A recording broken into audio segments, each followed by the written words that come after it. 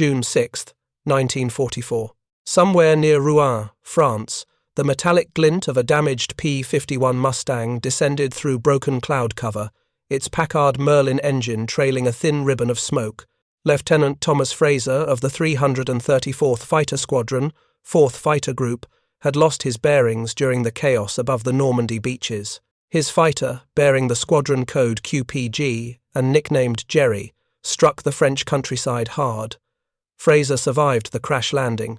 He would spend the remainder of the war as a prisoner, but his aircraft, serial number 43-2-4825, a P-51B-15NA model, was about to embark on a journey that would profoundly shake the assumptions held by some of the Luftwaffe's most experienced test pilots. Within weeks, this particular machine would be transported to Rechlin, the Luftwaffe's primary testing facility, located approximately 100 kilometers northwest of Berlin. There, it would be repaired, repainted in German markings, and flown by the very men it had been built to fight. If you're enjoying this deep dive into the story, hit the subscribe button and let us know in the comments from where in the world you are watching from today. The question that would haunt German pilots who flew this captured Mustang was not whether American aircraft were competitive.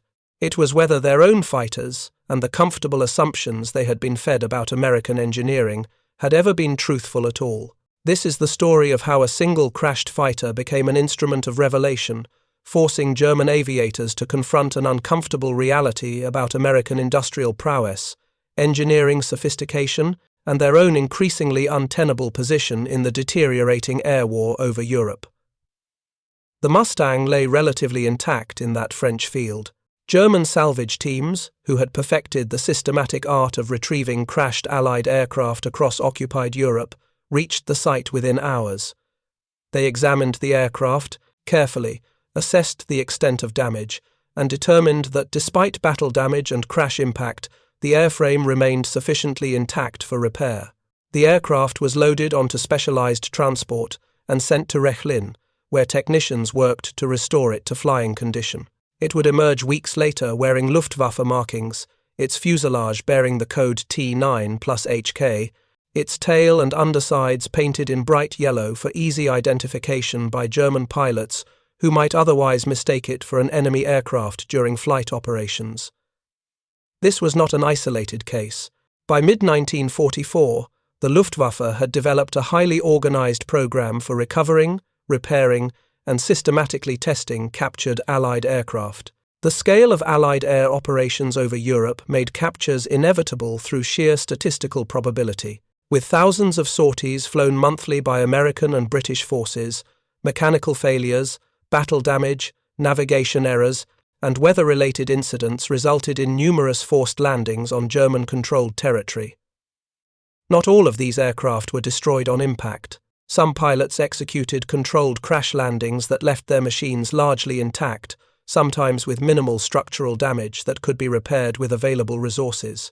By mid-1943, the Luftwaffe faced a strategic crisis that threatened to overwhelm German air defenses, despite the considerable skill and courage of individual pilots. American bomber formations were penetrating deeper into the Reich, with each passing month protected by fighters whose true capabilities remained partially mysterious to German commanders who had to make tactical and strategic decisions based on incomplete information. Intelligence reports from combat pilots provided fragmentary accounts of enemy aircraft performance, but these reports often conflicted with one another and reflected the chaos and confusion of aerial combat rather than systematic and controlled analysis under consistent conditions. What German fighter units needed was not scattered combat reports and second-hand accounts, but hands-on experience with captured enemy aircraft, structured opportunities to fly these machines under controlled conditions, and systematic evaluation to discover their strengths and vulnerabilities through direct observation.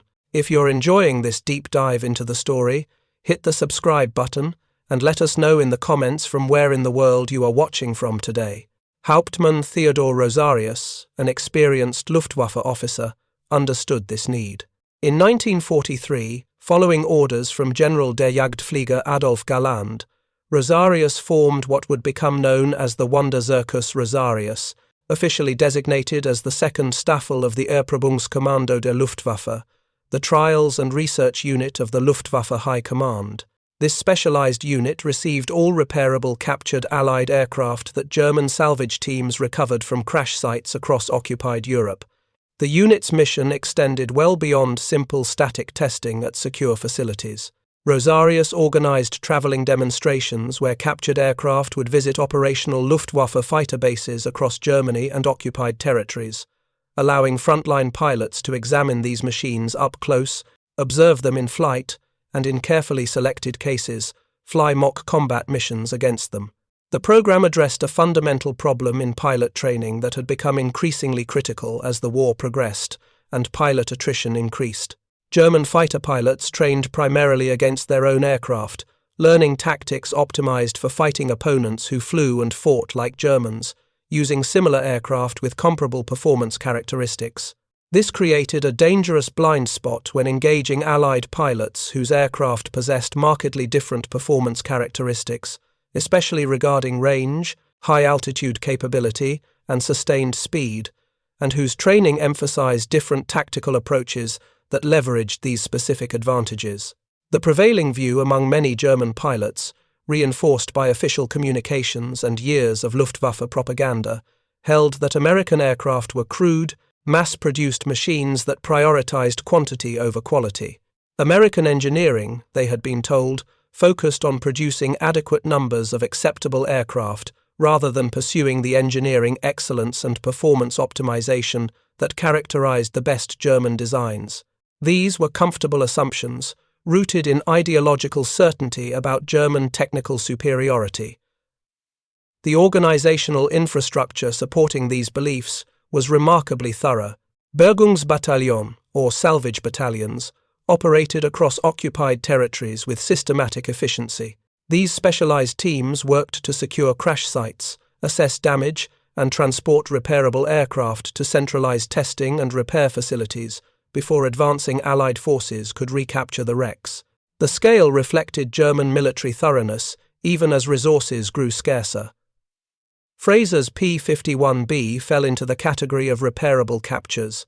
The aircraft had sustained damage during the intense fighter sweeps supporting D-Day operations, forcing an emergency landing in territory that remained under German control despite the invasion.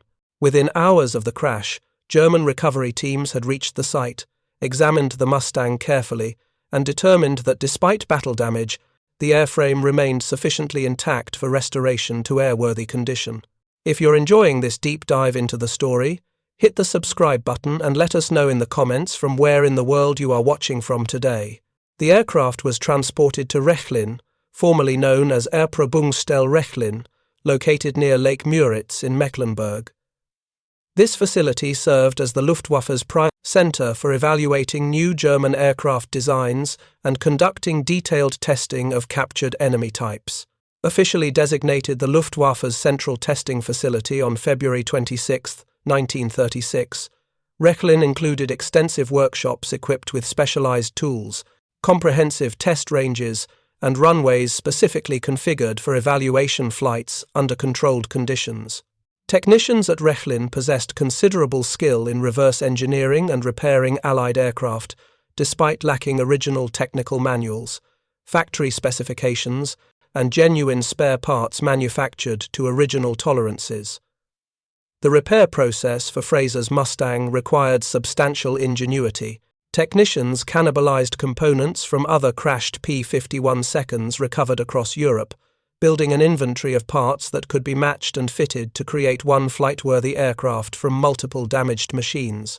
The Packard V16503 Merlin engine, a license-built version of the Rolls-Royce Merlin 63 with a two-stage, two-speed supercharger, that produced 1,490 horsepower at 13,750 feet, underwent detailed inspection and necessary repairs using replacement parts obtained from multiple sources. The aircraft's 4 Browning M2 machine guns, mounted 2 per wing in the P-51B configuration, were removed and replaced with ballast weights to maintain proper center of gravity, as German regulations strictly prohibited arming captured aircraft used for testing purposes. After weeks of meticulous work, the Mustang was declared ready for initial test flights, German test pilots approached their first encounters with captured American fighters with professional curiosity, mixed with considerable skepticism, born from years of official assurances. What they were about to discover would challenge everything they believed about American engineering capability. The cockpit layout of the P-51B immediately impressed German pilots familiar with the cramped confines of Messerschmitt Bf 109 cockpits, and even the more spacious accommodations of Focke-Wulf W192. The Mustang cockpit demonstrated thoughtful ergonomic design with controls logically arranged and positioned within easy reach, reducing pilot workload and allowing concentration on tactical situations rather than struggling with aircraft systems. Instruments were clearly marked with easily readable gauges and sensibly grouped by function, following human factors, principles that prioritized pilot effectiveness. The seat provided noticeably better comfort than German fighters, an important consideration during multi-hour missions where pilot fatigue could significantly impact performance and decision-making. Visibility, even in the earlier Razorback configuration with its framed canopy, exceeded what Bf 109 pilots experienced with their heavily framed canopies and particularly poor rearward visibility that left German pilots vulnerable to attacks from behind. If you find this story engaging, please take a moment to subscribe and enable notifications. It helps us continue producing in-depth content like this, but the true revelation came when German test pilots advanced the throttle and felt the Packard V16503 Merlin engine respond with smooth, progressive power delivery. The power built steadily and predictably as the Mustang accelerated down Rechlin's runway, the four-bladed Hamilton standard propeller biting efficiently into the air. The takeoff roll was noticeably shorter than expected for an aircraft of the P-51's weight and size, clear testimony to the engine's substantial power output and the airframe's efficient aerodynamic design. Once airborne, the Mustang demonstrated handling characteristics that fundamentally challenged everything German pilots thought they understood about American aircraft design philosophy. The flight controls were beautifully harmonized, with aileron, elevator, and rudder forces perfectly balanced across the entire speed range. Control forces increased predictably with speed, providing good feedback without becoming excessively heavy, and decreased smoothly at lower speeds without becoming overly sensitive. The Mustang responded crisply and predictably to control inputs without displaying the oversensitivity or nervous handling characteristics that plagued some fighters. Roll rate exceeded that of the Bf 109 significantly and approached the exceptional roll performance of the Fu-5 190, allowing rapid changes in flight direction that were critical for both offensive and defensive maneuvering in combat. The aircraft could be thrown aggressively into various maneuvers without displaying any troubling tendency toward departure from controlled flight or spin entry. German test pilots systematically evaluated the Mustang's performance envelope through carefully planned test flights, pushing the aircraft through standardized maneuvers designed to reveal its strengths, limitations, and any hidden dangerous characteristics. Climb performance impressed them considerably and generated significant concern about tactical implications. The P-51B could maintain excellent climb rates to altitudes well exceeding 30,000 feet, where the two-stage supercharged Merlin engine continued producing substantial power even as progressively thinner air at altitude severely degraded performance in German fighters equipped with single-stage superchargers. High-altitude performance particularly concerned German pilots and tactical planners because American bomber formations typically operated between 25,000 and 30,000 feet, where defensive fire from bombers remained effective against fighters that had to slow down to attack. German fighters equipped with single-stage superchargers struggled increasingly to intercept effectively at these altitudes, their engines gasping for sufficient air, while the Mustang's sophisticated two-stage Merlin continued, delivering robust, reliable power. The revelation proved sobering to pilots and commanders who understood the implications. Speed trials conducted under controlled conditions at various altitudes confirmed the Mustang's clear superiority in this critical performance category. The P-51B could achieve approximately 440 miles per hour at optimal altitude, with the engine running at military power settings, significantly faster than the Messerschmitt Bf 109, Gs approximately 386 miles per hour, and the Focke-Wulf Fo 190 As approximately 408 miles per hour when measured under comparable conditions. This substantial speed advantage proved tactically decisive in combat because it fundamentally allowed Mustang pilots to dictate engagement terms according to their advantage. American pilots could choose when to engage, pursuing fleeing German fighters when the tactical situation favored attack.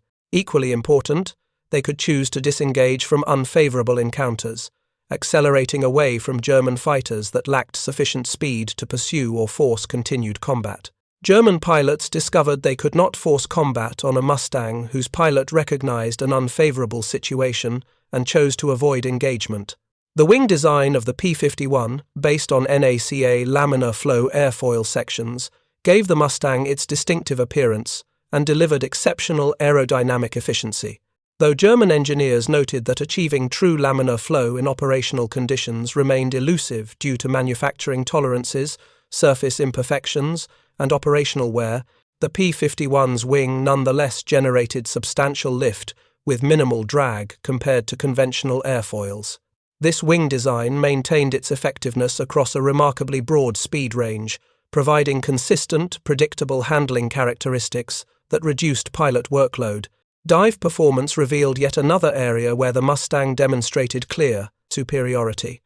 The aircraft could dive at very high speeds without encountering the severe control, stiffening, and reduced control effectiveness that plagued many fighters when approaching their maximum design speeds. Pilots could pull out of steep, high-speed dives without requiring excessive physical effort, and the airframe remained stable throughout the maneuver without tendency toward flutter or buffeting. German test pilots noted this capability with particular concern because diving attacks represented a primary German tactical doctrine for engaging bomber formations. Range capabilities astounded German pilots accustomed to the severely limited endurance of their own fighters, which rarely exceeded 90 minutes of total flight time, including combat. The P-51B carried substantially more internal fuel than the Bf-109 or Fo 190, and the aerodynamically efficient wing design translated this fuel capacity into truly extraordinary range. With external drop tanks attached under the wings, the Mustang could fly missions exceeding 8 hours duration, covering operational distances that seemed nearly impossible to German pilots, whose combat radius barely exceeded 200 miles under optimal conditions. This massive range advantage fundamentally transformed bomber escort operations in ways that proved strategically decisive. Early in the war, German fighters could simply wait until shorter-range Allied escorts reached their fuel limits and turned back toward their bases, then attack unprotected bombers during the most dangerous portions of their missions deep in German territory. The Mustang completely eliminated this tactical window. American escorts could now accompany bombers throughout entire missions deep into Germany and back to England. The Wanderzirkus Rosarius took the captured and repaired Mustang-coded T9 plus HK on an extensive tour to operational Luftwaffe fighter bases across Germany during late 1944. At each stop, the unit would establish temporary operations and set up comprehensive demonstrations, showing German pilots exactly what Allied aircraft could do in flight and teaching them specific tactics designed to counter Allied strengths while identifying and exploiting whatever weaknesses could be found. The demonstrations typically began with the captured aircraft taxiing past assembled German pilots and ground personnel, creating surreal scenes as enemy aircraft bearing German markings and bright yellow identification paint moved among German fighters. Then came flight demonstrations, where experienced German test pilots would fly the captured aircraft through carefully choreographed aerobatic routines and tactical maneuvers, demonstrating specific performance capabilities in ways that were far more effective than written reports or verbal briefings could ever be. For the Mustang demonstrations, test pilots would perform high-speed passes at low altitude to dramatically show the aircraft's significant speed advantage. They would execute climbing maneuvers to altitudes exceeding 30,000 feet to display the remarkable climb performance enabled by the two-stage supercharged engine. They would demonstrate the P-51's excellent roll rate through a series of crisp aileron rolls that showed how quickly the aircraft could change direction.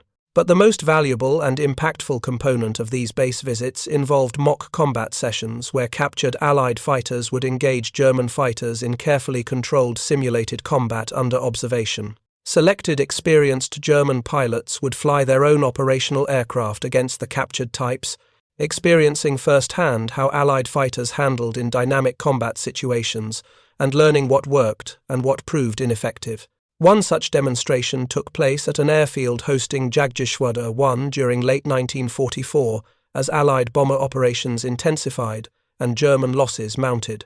The German test pilot flying the P-51 demonstrated tactics that American pilots typically employed in actual combat, using the Mustang's clear advantages in speed and climb performance to maintain energy throughout the engagement, while avoiding situations where the Mustang's lesser turn performance became a significant disadvantage. German pilots flying Messerschmitt Bf 109Gs and Focke-Wulf FW 190 as attempted to engage the Mustang using standard Luftwaffe tactics that had proven effective against earlier Allied fighters. They quickly discovered the extreme difficulty of successfully engaging a Mustang whose pilot understood and properly utilized energy management techniques and the aircraft's performance advantages. When German pilots pursued aggressively, the Mustang would simply accelerate away, opening distance faster than the pursuing German fighters could close it. When German pilots attempted to climb to gain an advantageous position above the Mustang for a diving attack, the P-51 outclimbed them, reaching superior altitude first and reversing the tactical situation. When German pilots tried to force a sustained turning fight where the Bf 109's superior turn performance should have provided advantage, the Mustang pilot would refuse the engagement by extending away using superior speed, then reverse back into the engagement with renewed energy advantage when conditions favored attack. The mock combat sessions proved sobering for German pilots who had believed their aircraft and established tactics remained reasonably competitive with Allied fighters, despite the deteriorating strategic situation.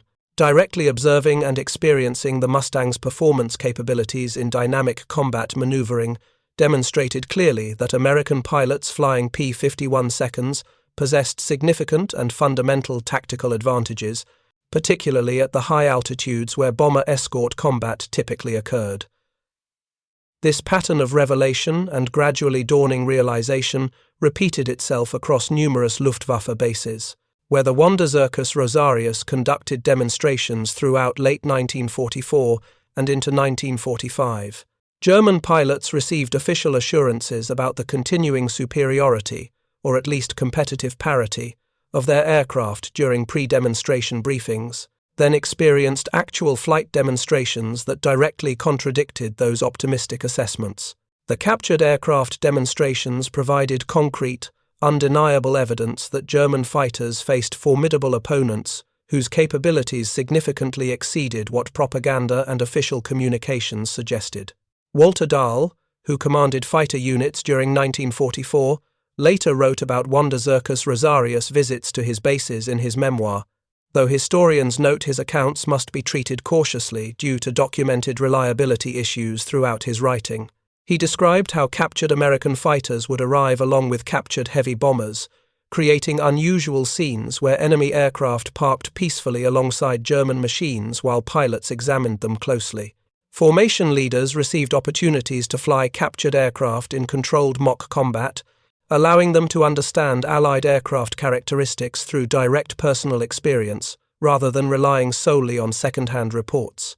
Dahl emphasized the substantial value of this training, noting that familiarity with enemy aircraft capabilities represented a factor not to be underestimated in aerial combat, where split-second decisions often determined survival. Following these demonstration sessions, flight leaders would conduct detailed training lectures with their squadron members, passing along specific recommendations and tactical insights based on their personal observations and direct experience flying captured Allied aircraft. The program achieved decidedly mixed results by late 1944 as Germany's strategic situation deteriorated across all fronts. While demonstrations unquestionably provided valuable tactical intelligence and improved German pilot understanding of Allied aircraft capabilities, this knowledge could not overcome the fundamental and growing disadvantages German forces faced.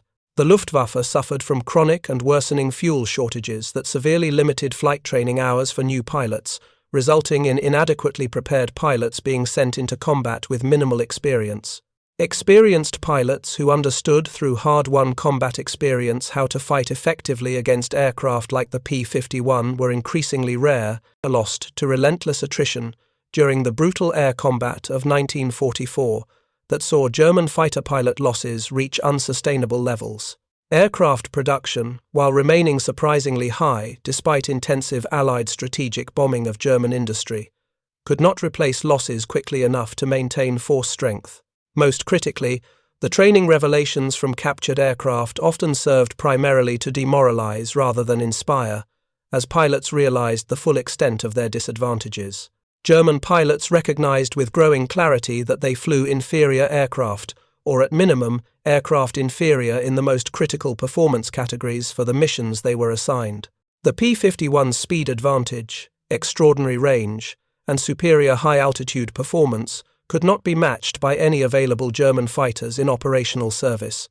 The technical intelligence gathered from captured Mustangs extended well beyond simple flight testing and combat evaluation.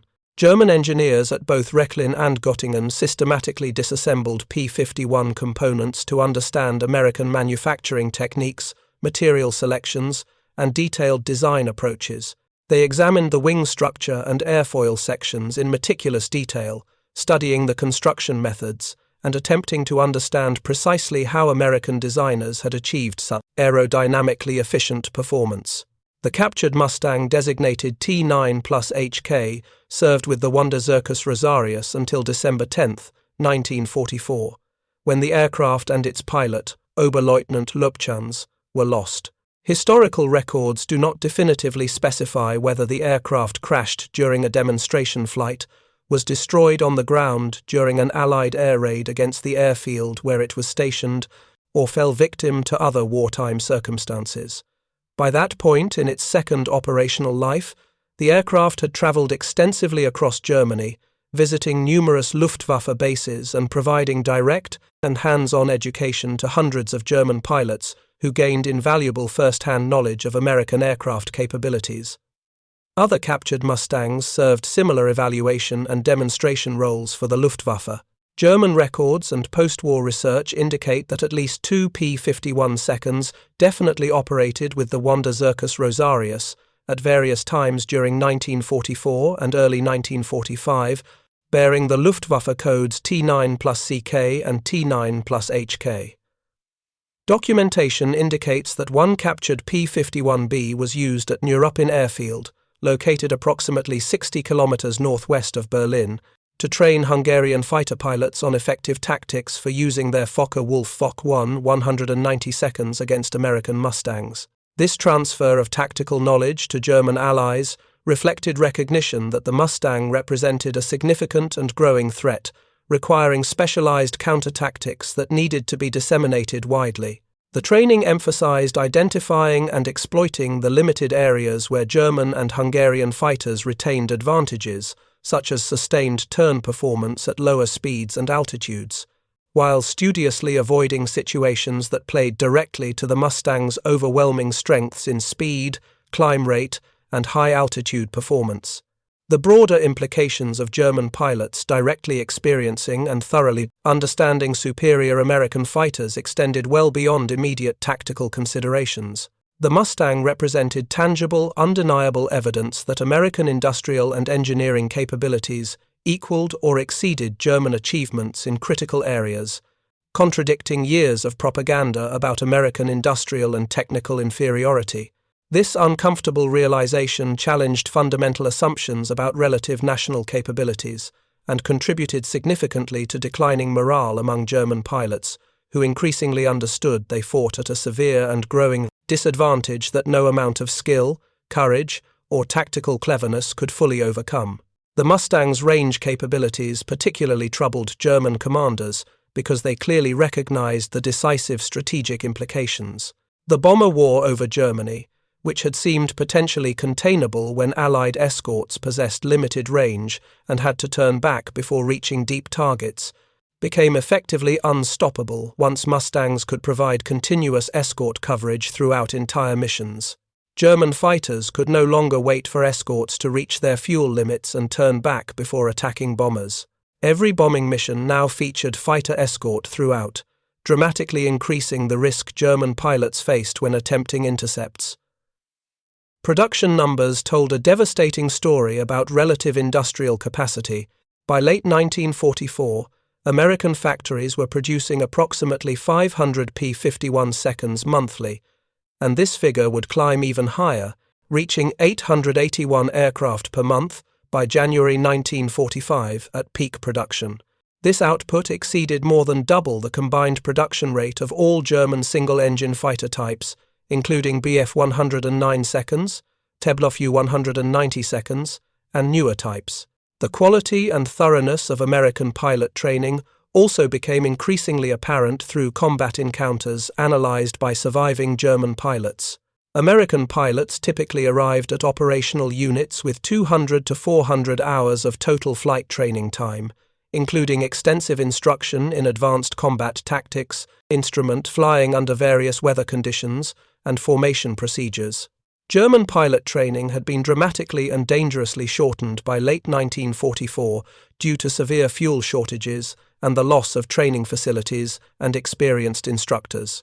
New pilots sometimes arrived at frontline units with barely 100 hours total flight time, minimal combat training, and often no instrument training whatsoever, leaving them dangerously unprepared for the reality of combat operations. These inadequately trained pilots faced veteran American pilots flying objectively superior aircraft, a combination that produced grimly predictable results reflected in German loss statistics. The Wanderzirkus Rosarius demonstrations revealed these harsh realities directly to German pilots before they encountered them in actual combat, where the stakes were life and death. While this advanced preparation theoretically improved their chances of survival by providing realistic understanding of what they would face, it simultaneously made painfully clear the deteriorating situation German forces faced across all dimensions of the air war. Pilots who flew the captured Mustang or observed demonstration flights understood with uncomfortable clarity that they would confront opponents with significant and fundamental performance advantages in the specific areas that mattered most: speed, range, high-altitude capability, and overall numbers. Some German test pilots who extensively flew captured P-51 seconds, through multiple test flights and mock combat engagements, developed grudging professional respect for American engineering prowess and design philosophy, despite their position as enemies. They recognized through direct experience that the Mustang represented a coherent, well-integrated design that intelligently prioritized the characteristics most valuable for its intended strategic mission of long-range bomber escort. The aircraft deliberately sacrificed some characteristics, like sustained turn performance, that might have been optimized for pure dogfighting, in favor of speed, extraordinary range, and high-altitude performance that enabled it to escort bombers deep into Germany and fight effectively throughout the mission. The psychological impact on German pilots, who thoroughly understood through direct experience the performance gap they faced, cannot be overstated.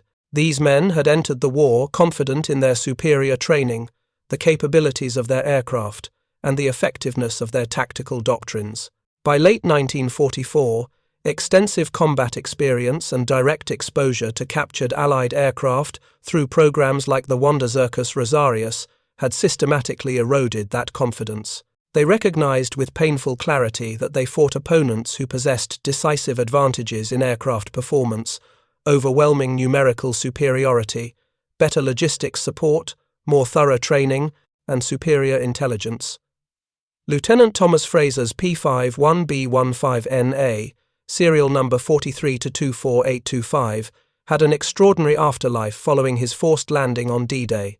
From a crashed fighter lying in a French field, it became an instrument of revelation for German pilots, concretely demonstrating American engineering capabilities and forcing acknowledgement of Allied air superiority that no amount of propaganda could overcome.